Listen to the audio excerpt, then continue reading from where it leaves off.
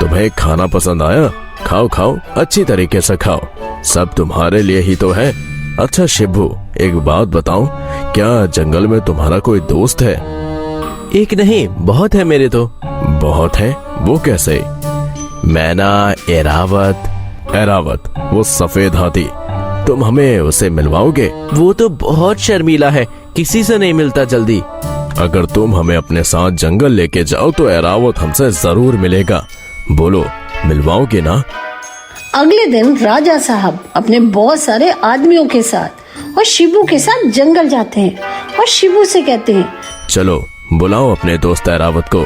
शिबू को राजा साहब की नीयत पर शक होने लगा था। उसने एरावत को आवाज नहीं दी। उसने एरावत को बुलाने से इनकार कर दिया। मैं नहीं बुलाऊंगा। तब राजा साहब ने गुस्से में शिबू के सिर पर बंदूक रख दी और एरावत को आवाज लगाकर कहा, एरावत, अगर तुम 10 तक गिनने तक मेरे सामने नहीं आए तो मैं शिबू के सिर के टुकड़े टुकड़े कर दूंगा। 1, 2, 3। अपने दोस्त को संकट में देख एरावत पेड़ों के पीछे से बाहर आ गया। सामने इतने विशाल, इतने खूबसूरत सफेद हाथी को देख राजा साहब की आंखें खुली की खुली रह गई। एरावत को जंजीरों में बांध दिया गया। राजा साहब एरावत को अपने तंबू में ले आए। राजा साहब एरावत को देखकर बहुत खुश हो रहे थे। एरावत को इस तरह जंजीरों में बंधा देख शिबू को बहुत दुख हो रहा था। वो किसी भी तरह एरावत को बचाना चाहता था। वो जंगल में गया। उसने अपने दोस्त मैना को आवाज दी। उससे बोला, मैना, कहाँ हो? जल्दी आओ, जंगल के सारे जानवरों को इकट्ठा करो, एरावत संकट में है, हम सबको मिलकर उसे बचाना है।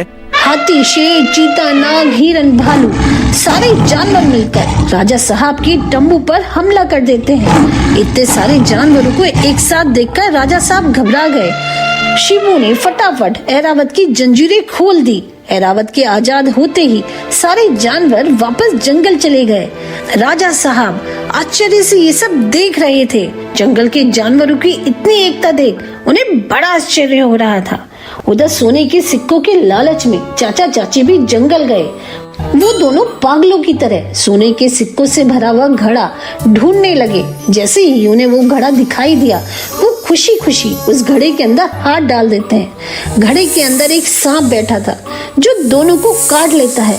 वहाँ पर ही दोनों की मृत्यु हो जाती है। अब शिबू का दोस्त एरावत बिल्कुल आजाद था। किसी की हिम्मत नहीं थी कि सफेद हाथी को पकड़ने की कोशिश भी करे। शिबू एरावत से कहता है, एरावत, तुम बहुत अच्छे हो, लेकिन दुनिया वाले इतने अच्छे नहीं हैं। तुम जंगल में आराम से रहो। जब भी तुम्हारा मन मुझसे मिलने का करे, मैं तुम्हारे पास आता रहूंगा, लेकिन जंगल से बाहर कभी मत आना।